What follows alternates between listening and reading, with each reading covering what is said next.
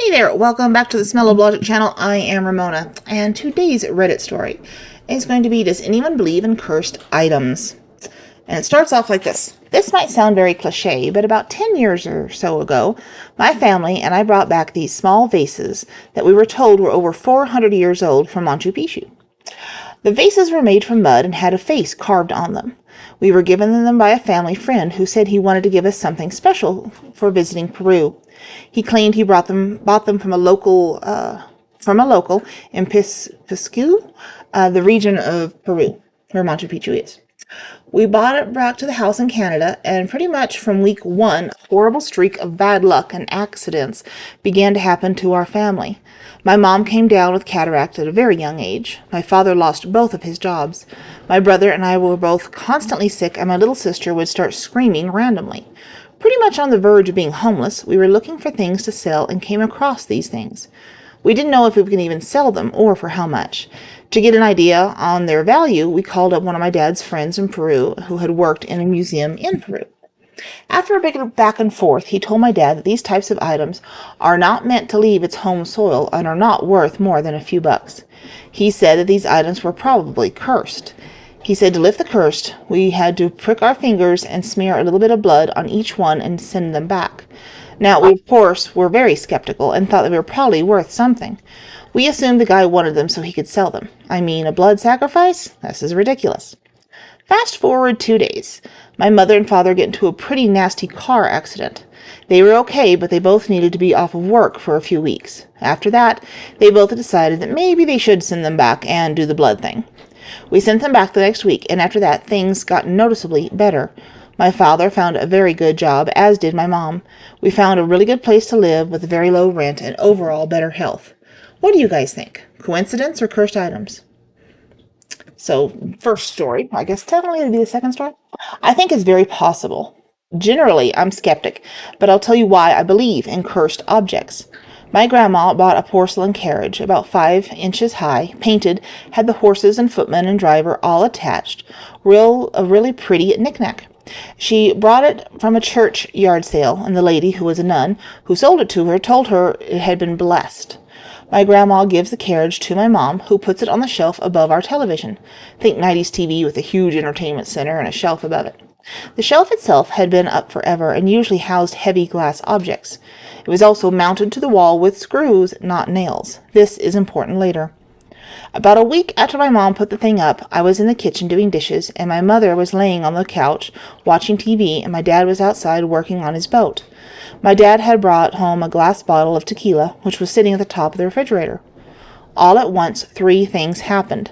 The bottle of tequila falls and smashes on the counter. The shelf gives way and breaks, wedging the porcelain carriage between the entertainment center and the wall, and the TV turns off. There was no shaking that could have caused the falling bottle or shelf.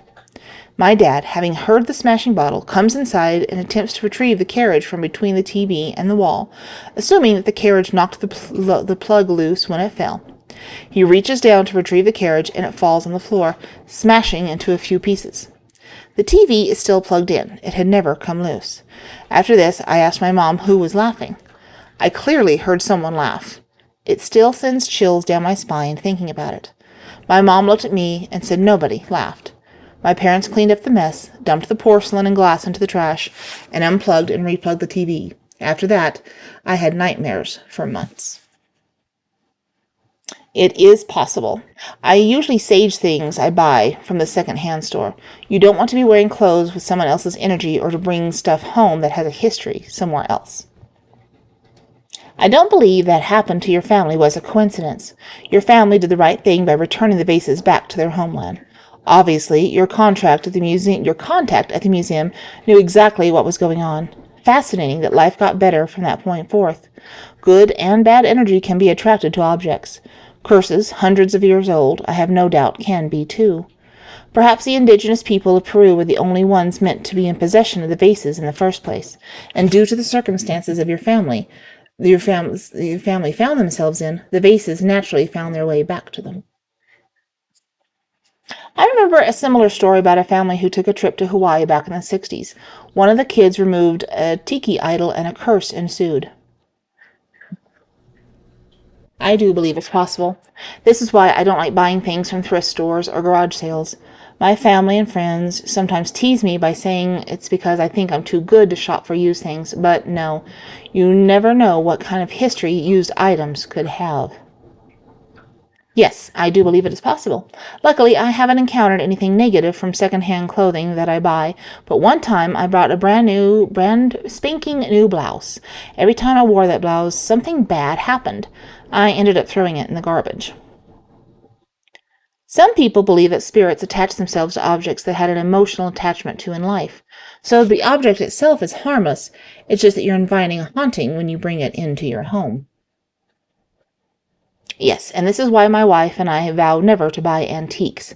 However, my mom loves and desires antiques. No one feels comfortable being in her home because they feel like there is something or some things are watching them. My grandma said she had a Ouija board she confiscated from my uncles when they were kids. She stored it under her bed and had nightmares for weeks before she decided to throw it away. Then the nightmares stopped. It could absolutely be mind over matter, but who knows? I see someone has mentioned burning sage in the comments. My ex-wife is a Shoshone Indian. Her grandmother told me once that the natives used to burn sage in their shelters to rid them of insects. It had nothing to do with spirits. Just saying. I do. Just like my great-great-grandmother's old doll. I don't remember the full story, but everyone that's had the possession of this doll, my grandma, grandma's sisters, and two of my aunts, they have their stories way back when I was little, of bad luck befalling them, and then there's the family that owned it. My grandmother eventually got it back from her daughter, and just got rid of it by selling it. Nothing demonic, just like having bad luck. I trust my family, so I definitely believe the doll had been cursed. Kind of. I'm not sure if I really believe in cursed items. The closest thing to a similar experience would be the house called the Opera House in my hometown. It's this huge, gorgeous building that was used both as a home and for theater entertainment back in the day. It's situated right at the edge of a cliff overlooking a small river, so during Prohibition, bootleggers would row boats filled with illegal booze up the river to this place, smuggle it through the man-made tunnels in the cliffside, and sell it to people who came to watch the performances. It has a lot of history and character, but I don't know what exactly happened to make it cursed. It's always been recognized as cursed and or haunted in my town. When I was a teenager, it went up in flames, destroying all of the belongings of the family who had currently occupied it. The fire effed up their lives, understandably. This was odd that the owners didn't collect insurance, attempt to fix the fire damage, or even clean out the place. They just left. I explored the burnout opera house with my friend after the family bounced, and it was effing creepy. We explored a lot of abandoned places as teens, but this house was for some reason the most eerie and chilling. We hadn't even heard about the curse or haunting rumors at that point. We just knew the house had a bad vibe. One of my very close friends' families ended up buying the opera house, renovating it. It looked amazing afterwards. It was a legit mansion, and they moved in. I remember visiting her and being very excited about the fact numerous neighbors had said, "Oh, you moved into the old cursed place? Wow." She always wanted to do tarot readings and Ouija board sessions, which when I came over, but they never amounted to anything interesting. This girl's family was super well off. Her dad had some amazing job that allowed them to own luxury cars, afford fancy home renovation, awesome vacations, etc. Her dad was also this young, robust kind of guy. I always remember him as being Mr. Super CEO, who would threaten to choke you out if you spilled soda on the seat of his 2004 Volkswagen Phaeton. Edit, just looked it up. Those things cost like $90,000, so I guess he wasn't overreacting. Anyway, by all means, her family had a great life. Then her dad was diagnosed with serious lung cancer, like out of effing nowhere.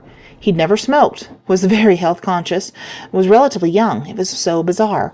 None of the treatments were working. The cancer was incredibly aggressive. The poor man was in agony. The family went from wealthy to having serious financial issues. My friend started stealing her dad's hardcore pain meds and developed an opiate addiction. Her dad finally passed away, and my friend, her mother, and her sister had to move to a small apartment in a much rougher sort of town. They'd gone from living the high life to pretty much destitute after about a year and a half of living in the opera house. They could all be easily explained. Some people lead healthy lives and still get lung cancer. Ongoing cancer treatment can bankrupt people. The trauma of watching your father dying when you're still a vulnerable teen can make people turn to drugs in an attempt to self-medicate, thus leading to addiction issues. After her father, the major breadwinner, passed, they obviously couldn't afford their previous lifestyle. But I don't know. The previous family losing their home, all of their belongings in a fire, and just fleeing, all the neighbors calling it the cursed haunted opera house, the seriously effing creepy vibes that house gave me, how abruptly my friend's life turned upside down and went to shit in such a short amount of time, and the fact that nobody who's moved in there since my family's left really lives in the house any significant period of time. It's such a beautiful home with a beautiful property that overlooks a beautiful river. But nobody stays there long term. All of that shit just makes you wonder. Sorry, my dogs don't like the neighbor dog right now. I do believe in cursed items. I have an experience that happened a year ago. My father passed away recently, and now I technically own his leather jacket he used to wear. I wore it one Sunday to church. I was going with my mom in her car that day, and when we came to get the car, one of the tires was flat. Nothing else really bad happened afterwards, fortunately. Even though it might have been just a coincidence, I still haven't worn that jacket since. And that is why I refuse to buy antique items. You know what type of person or who knows what type of person or thing loved whatever object you're buying and into your home. And we'll end it with this quote here. Does evil exist, and if so, can one detect and measure it? It's a rhetorical question. The answer is yes. You just have to be a genius. So let me know what you think in the comments down below. If you believe in cursed items, if you have a story about one, put in the comments. That'd be cool to read. But thank you again for listening and watching to this video. And go check out another one. There's plenty here on the channel. And we'll talk to you later. Bye.